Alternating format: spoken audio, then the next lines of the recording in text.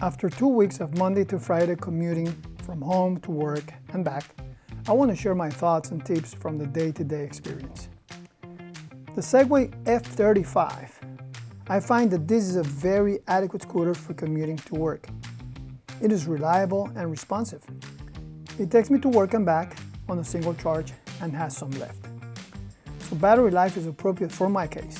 Keep in mind that battery life depends on several variables: the speed at which you ride, wind conditions, whether you're against or in favor, uphill, downhill riding, weight of the driver, and what you're carrying with you, such as a backpack. I do not have any hills in my area, so I cannot really speak much in that sense, but rest assured, if you're going uphill, you're going to spend more battery. Maneuvering and braking is good. It takes some learning to feel completely comfortable. The more I use it, the more I enjoy it and I trust it. So will you. So in a few words, I highly recommend it. I will continue my learning experiences that apply to any scooter user regardless of the brand and model. The biggest draw from week one is that you need to be a defensive and calm driver. You need to remember that you will be driving on a daily basis and you want to minimize any possibilities of accidents and conflict.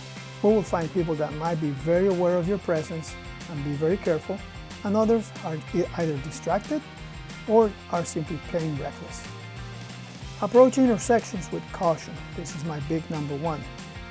Make sure that the person in the car sees you. Do not assume.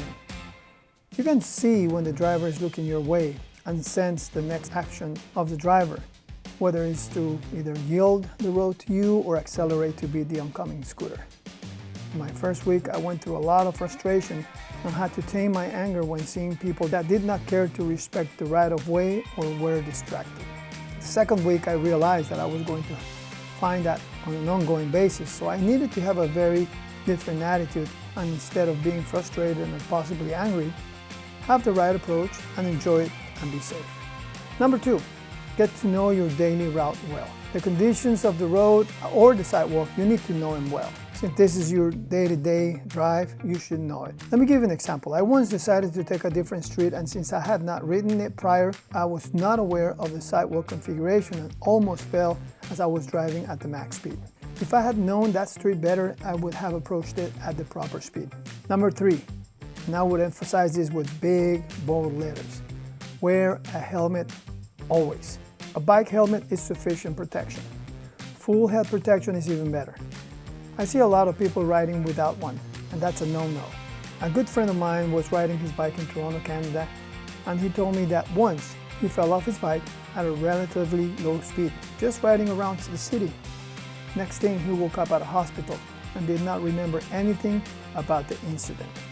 The doctor told him that if he was not wearing the helmet, he would not be telling the story, or that the story would be another. This is why I emphasize never ride without your helmet. Number four, goes into the safety too. Wear protection glasses.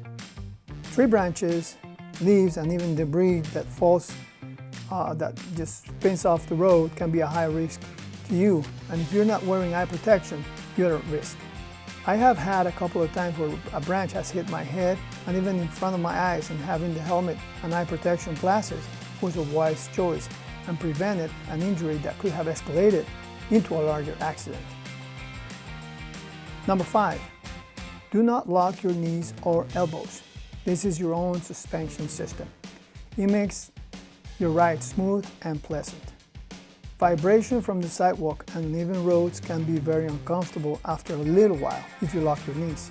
Number six, supplement the lights on your scooter with additional lights. I ride to work very early, and having extra lights makes me more visible to car drivers.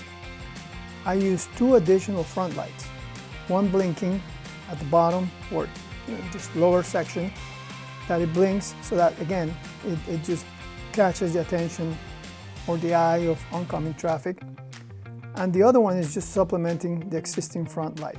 Then I also have two lights in the rear, actually three. The third one is part of the scooter, but then I have two more, one that I wear on my helmet and I turn it into blinking.